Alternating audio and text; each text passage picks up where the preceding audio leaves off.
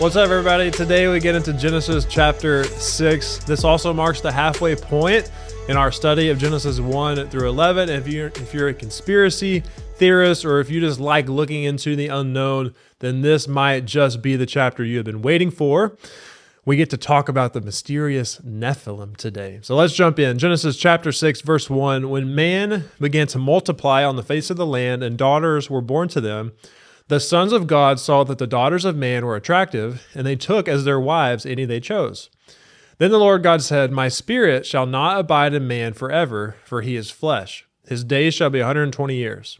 The Nephilim were on the earth in those days, and also afterward, when the sons of God came into the daughters of man, and they bore children to them. These were the mighty men who were of old, the men of renown.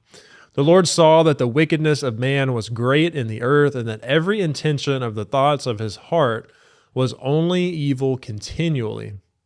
And the Lord regretted that he had made man on the earth, and it grieved him to his heart.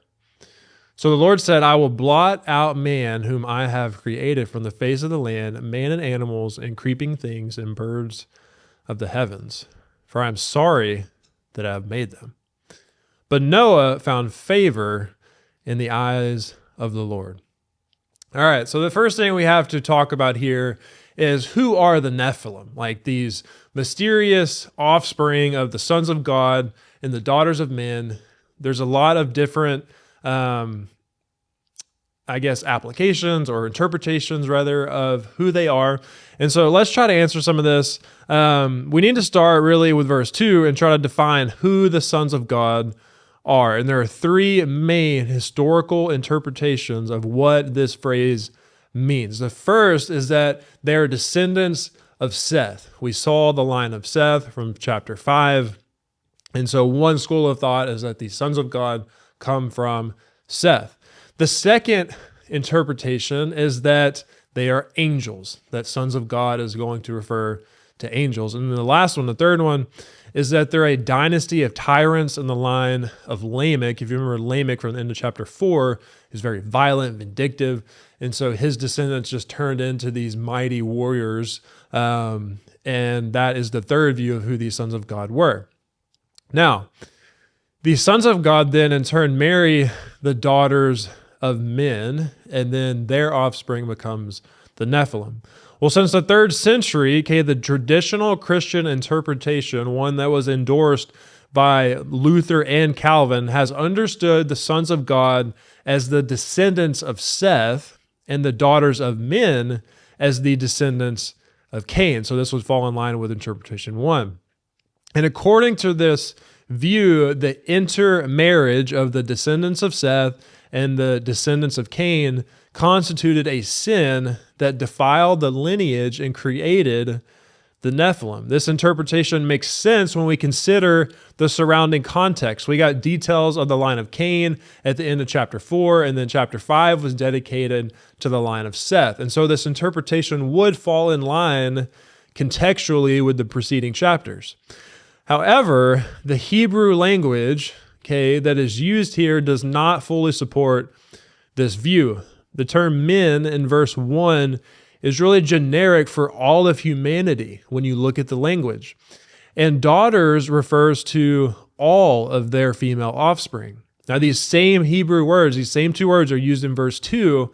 And so it doesn't make sense to then all of a sudden arbitrarily only apply those terms in verse 2 to the specific line of Cain and Seth, and not just generic to anyone. And really, if anything, it would make more sense for daughters here to refer to Seth's descendants and not Cain's, because in Seth's lineage in chapter 5, daughters are mentioned 9 times, and the narrator never mentions daughters in the line of Cain from chapter 4. And so for these reasons, this view, number 1, has a few problems. Now, to turn to the second position, that the sons of God are angels. The view that angels had sexual relations with mortals is actually very ancient. It's held in early apocalyptic literature, in the rabbinic Judaism and some things they taught, also by the early church fathers. So that idea of angels having sexual relations with mortals is a common thing.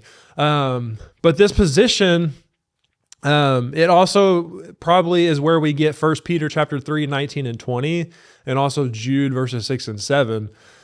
But this doesn't really fit the context of the flood, since the flood judgment is against humanity and not the heavenly realm. God specifically labels the offenders in verse 3 as flesh, or some translations say mortals. And so it wouldn't make sense for God to judge humanity for something that angels had done. And this view, it contradicts Jesus' statement that angels do not marry. That's found in Matthew 22:30 and Mark 12:25. It's one thing for angels to eat and drink, which is what we see angels do with Abraham in Genesis 19, but quite another to marry and reproduce. And so for these reasons, the second position doesn't seem to really fit. The third view, that the sons of God were these tyrant, royal, mighty men from the line of Lamech, this view has historical support from the ancient Jewish interpretation that the sons of God were aristocrats and princes who married girls outside of their social status and took great numbers of them into their harems. There's a guy named Meredith G. Klein who wrote a piece titled Divine Kingship in Genesis 6, 1 through 4, and he broke fresh ground when he modified the term sons of God to mean divine kings. And in his view, these tyrants, a continuation of the cursed line of Cain, were supposed to administer justice, but instead they claimed for themselves deity, violated the divine order by forming royal harems, and perverted their mandate to rule the earth under God. And their offspring, he further notes, were the Nephilim heroes, evidently characterized by physical might and this military political dominance, which we see in Genesis chapter 10. This interpretation best explains any of them they chose from verse 2 in chapter 6. For example, Pharaoh took to bed whom he would whenever Abraham and Sarai go to Egypt in Genesis chapter 12, and so did David with Bathsheba in 1 Samuel. It also fits the immediate context of the flood, the theme of Genesis, and connects the reference to the Nephilim and heroes in chapter 6, verse 4, to the first 3 verses of chapter 6. Now, again, though, this view does have a problem. The meaning divine rulers that Meredith came up with, it's kind of an ambiguous term and one that he just kind of used to imply sons of God. It's not as validated and well established as using angels. And in addition, he kind of contradicts the interpretation of 1 Peter 3:19 and of Jude verses 6 and 7. And so for these reasons, this view is also questionable. And so we poked holes at this point in all 3 of these views. And what Dr. Bruce Waltke is going to propose, the best solution, to try to answer who the Nephilim were, is to combine the angelic interpretation with the divine king view. And he says that these tyrants were demon-possessed. So it's regular men who become so corrupt and violent that it paved the way for these fallen angels to possess them. And their perverted minds allowed the entrance of the demonic. And this combination of taking view 2 of the sons of God being angels with view 3 of the sons of God being the heroes that came in line with Lamech, combining them to saying that these mighty men who were very violent and who ruled the earth, that they actually became demon-possessed by fallen angels. He's going to combine these 2 positions. But really, any of the 3 can be argued for. I think the big thing for us is we don't need to get into all these different conspiracy theories. I think that, the main point of chapter 6 here is just to describe the corrupt nature of the earth. And if we go and look for all these wild stories about who the Nephilim were, we're going to kind of lose track of the main message of the chapter. And so that's my best, really, explanation. I think it's a combination of view 2 and view 3. Now, a couple side notes from these first 8 verses that I've already read. I know I spent a lot of time on the Nephilim here, but with the vast array of interpretations that we can get there, I think it was important to do so. But here are some additional comments. Okay, verse 3 saying 120 years is most likely the amount of time from that point until the flood. We do see people live to be over 120 after the flood. And so that position that God is limiting the years of man to only be able to live to 120 kind of falls through. So it seems more appropriate to say it was going to be 120 years until he would end all the people who were living at that time. And then additionally, I think we need to deal with the fact that God is all-knowing. Like, we know that about God and his attributes, but this chapter also shows that he was grieved, that he had even made mankind. I think the best explanation for this is, just because you know something is going to happen or that something is coming does not mean that you still can't have emotions, okay? And so I think that's kind of what's at play here. Yeah, God probably foreknew what was going to happen, but it doesn't mean he can't still have emotions and be grieved that man has rebelled in such a horrible way, just because he knew perhaps that was going to be the case. Also, okay, we know that our God is the same yesterday, today, and forever, right? That's what Hebrews 13:8 says.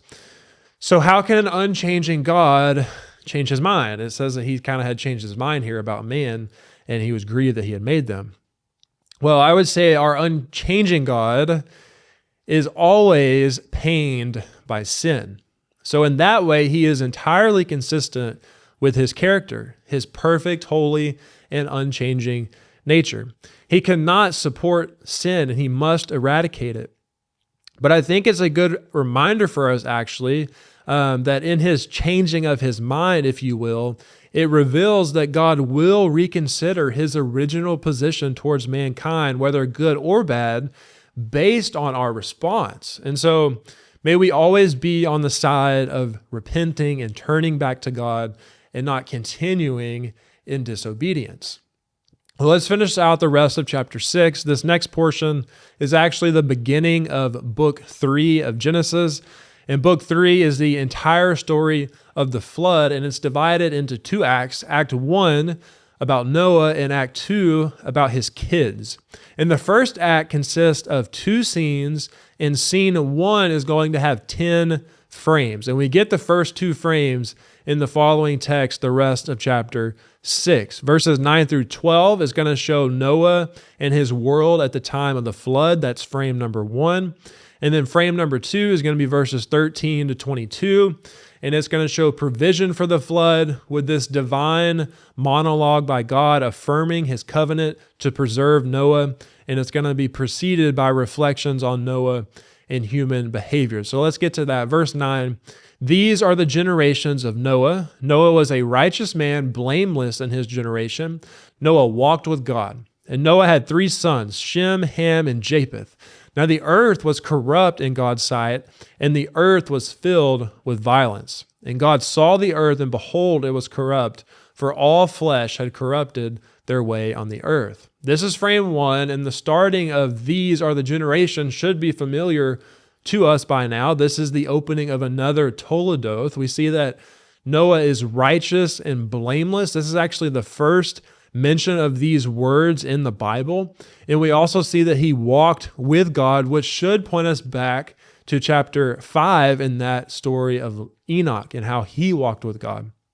Okay, but we also see that even though Noah is blameless and righteous and he walked with God, that the earth is violent and corrupt.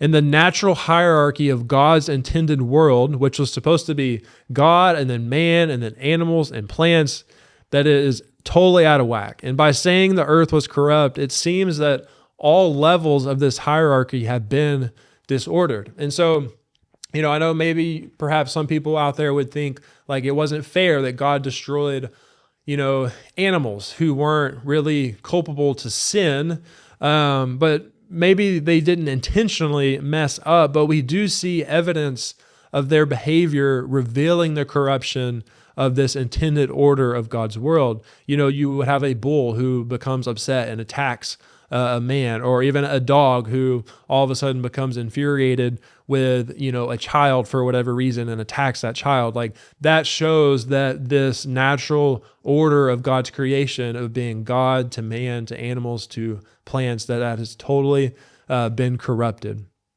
And so next in frame 2, we see what God says to Noah about this corrupt earth. And so let's finish out chapter 6. And God said to Noah, I have determined to make an end of all flesh, for the earth is filled with violence through them.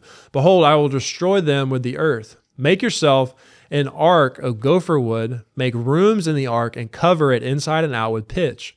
This is how you are to make it. The length of the ark, 300 cubits, its breadth, 50 cubits, and its height, 30 cubits. Make a roof for the ark and finish it to a cubit above, and set the door of the ark in its side.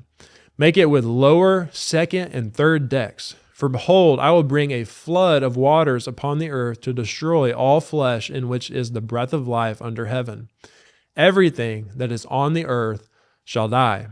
But I will establish my covenant with you, and you shall come into the ark, you, your sons, your wife, and your sons' wives with you.